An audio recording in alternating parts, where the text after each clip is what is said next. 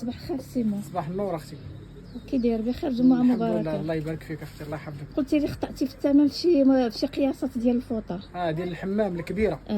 فين هي؟ عندنا الموين ب 80 درهم، هي هذه. فين هي؟ هاي هذه بنزل ب 80. هذه باقا ب 80. هذه ماشي 100، 120 درهم.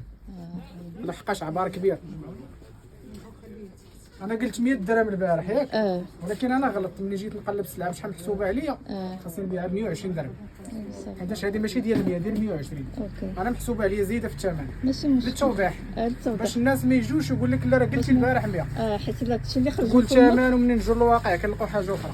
ما بغينا نشرحوا للناس هاد الفوطه ماشي ديال 100، ديال 120، لحقاش عبار كبير.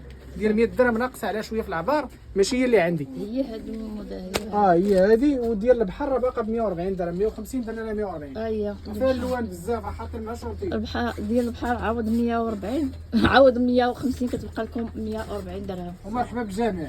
شكرا، سمحوا لينا على مرحبا هذا بالجميع. الخطأ. يلا باي باي.